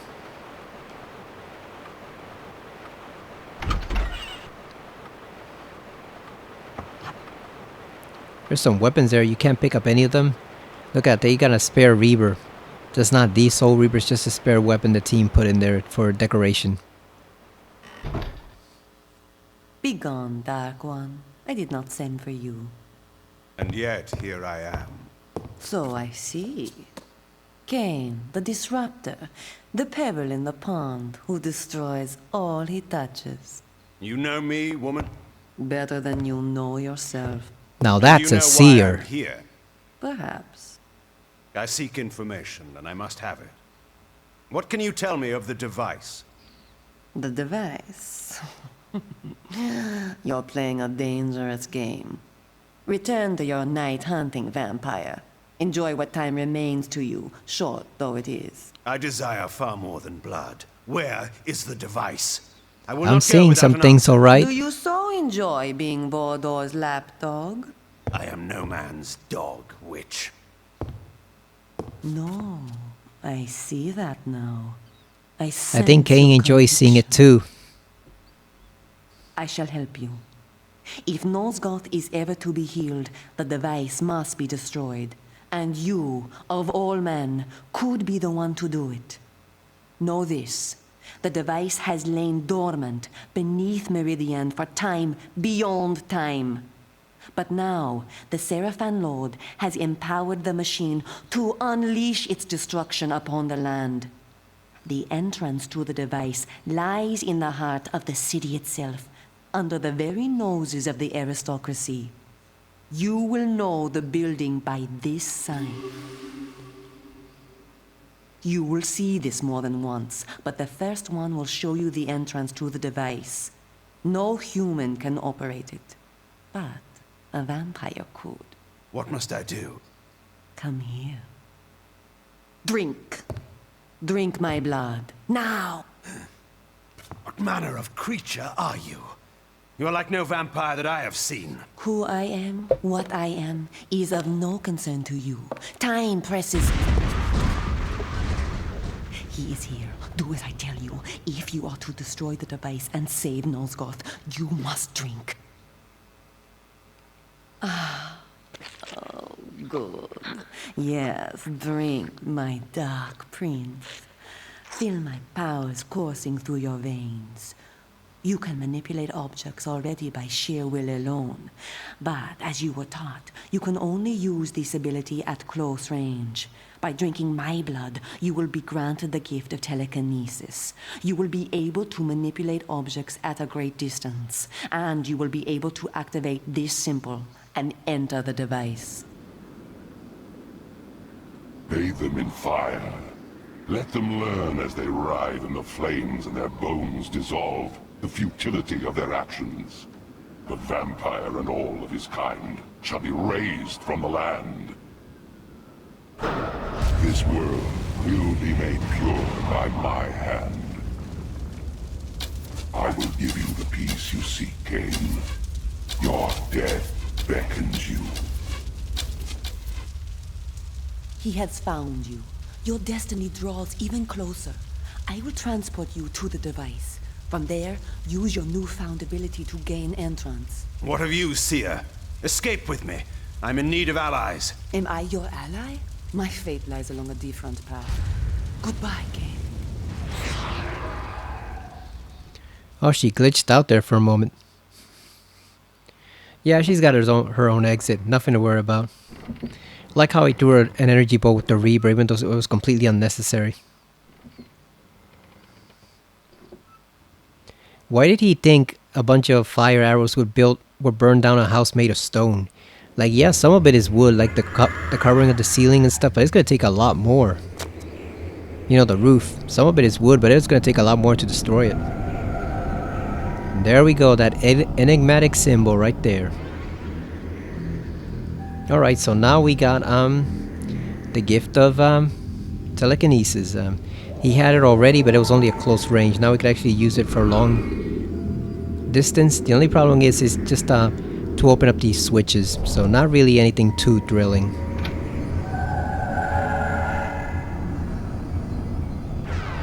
Now we're getting somewhere. Look at that. Look at this alien looking tech. Of course, as we're going to find out later on in the next chapter, it's not alien at all, despite what some people think.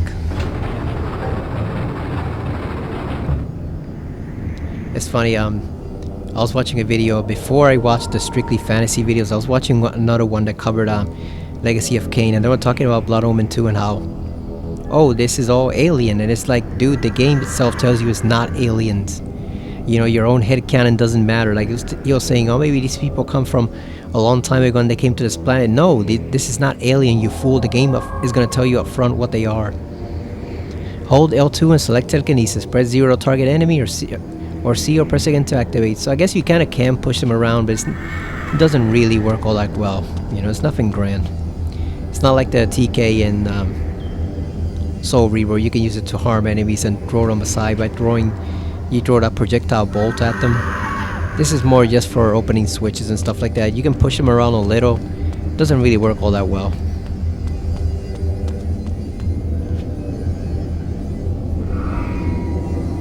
We can't hack those guys, they're too strong-minded. Yep. They're too strong-willed. We can't hack them or charm them. Look at this, being right here in the heart of the city, and nobody even knows it's there. Nobody even sees this gigantic ass, strange looking glowing building with that mysterious symbol. Oh, we're descending into the depths now, Kane. Get ready to see some freaky stuff. Look at all this shit. Wild places. We finished chapter 7. Strange now it's time for life casts a shadow far beyond one's own understanding. Here, in this alien vault, I discovered a being whose existence was entwined with mine far more than I could ever imagine. Yeah, now it's time for the really interesting stuff.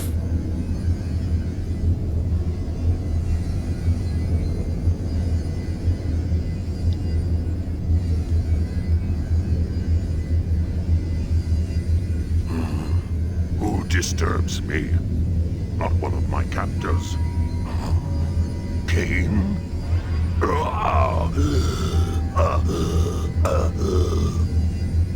You know me, monster. My memory at present has its flaws, but I should certainly remember such as you. We have not met.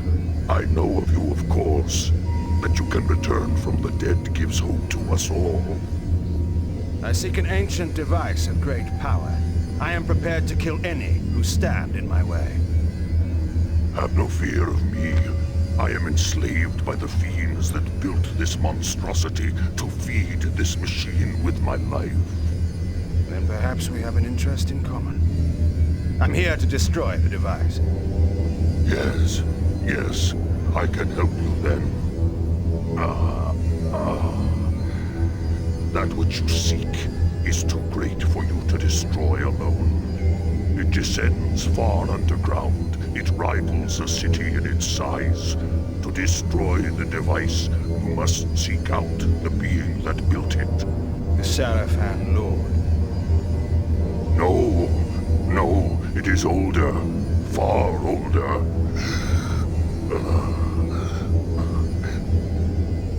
Those who dwelt in Nosgoth eons ago left some structures in their passing.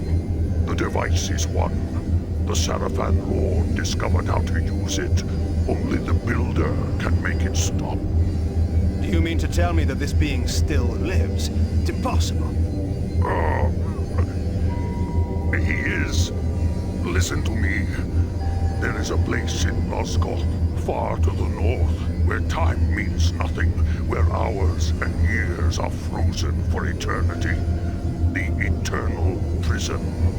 The wretches imprisoned there pay for their crimes for eternity. The Builder is there. The eternal prison. I have heard of such a place. I didn't realize it was so close to Meridian. How do I reach it? There is a tunnel leading out of the city through this room. It will take you to the prison. And if this Builder refuses my help? Tell him you wish to destroy the device.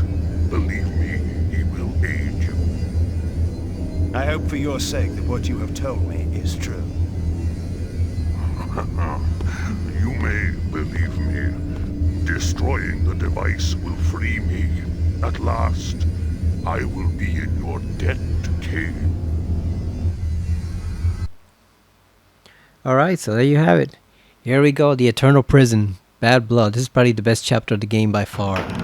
Definitely the most interesting place in this entire game and one of the most interesting places in Nosgoth. I've heard, or I read rather, some people comment that they thought that was Tyrell when they first saw him because he was all mutated and horrible. But no, that is not Tyrell. We will see Tyrell later on.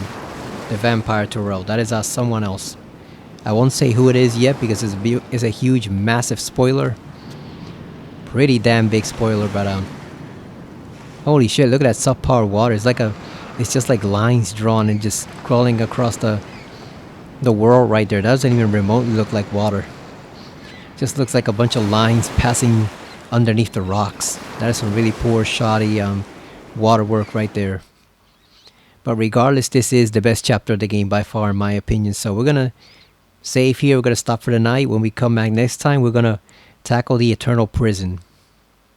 Yeah, we're getting closer to the end of the game. There's only 11 chapters, so we're on chapter 7. So we still got 4 after this, but I think 2 of them are pretty short, so they shouldn't really take a lot of time. I think that's where we're gonna try to get the trophy, only using the claws, because that's way too difficult to do in the last chapter. This is way too many enemies. And chapter 8 is also very difficult if you do not have a weapon. So I think chapters 9 and 10, if we do them all in one session, that's where we can get that trophy. For only using the claws and the dark gifts. And by that time we'll have all of Cain's power, so we can just use Immolate to destroy pretty much any enemy in our path that is really tough, like the Glyph Knights. So that's where we'll try to just use only our claws and the dark gifts. Let's save again just in case. And I'm also going to save on the console too, because you never know, that thing could get corrupted. So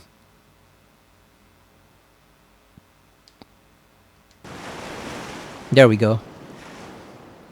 Alright, so we're at almost 2 hours. That took way longer than I anticipated. I did not think it was going to take that long. Probably going to finish around like 4 a.m. if I hadn't had to start late because I was recording the other chapter. So hopefully the recording for this one actually goes well and the audio isn't glitched out or damaged or whatever happened to that other recording. Hopefully this one actually works out pretty well. If not, we might have to replay the whole section all over again, but I don't know. So far so good. It's looking like it recorded properly. Like I said, I've known a couple people who hate this place, but personally, I think it's the best chapter in the entire game. It's probably one of the best locations in the entire series, period. I would love to see this remade in modern graphics with modern controls and expanded gameplay, if only for this one section. If nothing else, this section, maybe the Sarafan Keep, but this section definitely deserves a remake. And I guess the Seraphim Keep too, since it's a pretty unique location. Maybe the one at the end too is critically important place in the series, so maybe that would also benefit from getting remade. But if nothing else, this one place, the Eternal Prison, is definitely a huge reason why they probably should remake this game eventually. I know they won't. Like I said, they'll probably just do either a remake of Soul Reaver 1 or 2, or else just continue on, revive the Dark Prophecy and finish off the series there. That's what they'll probably do after they finish with Tomb Raider by next year. But if they ever did remake this, this would probably be the best place in the entire game, the Eternal Prison. The enemies are weird. The atmosphere is very odd and timeless. It's very unique. It's just an all-around weird, somewhat scary place that just looks like... It's just reminiscent of what it would look like if somebody took the labyrinth from Hellraiser and just dropped it straight in Nosgoth. That's exactly what it looks like. Like somewhere where Pinhead would live. So it's very unique place. It's my favorite in the game, and I'm looking forward to exploring it next time on this video. So yeah, so I will see you next time in the Eternal Prison with Blood Omen 2 on the PS4. See you later, everyone, and take care.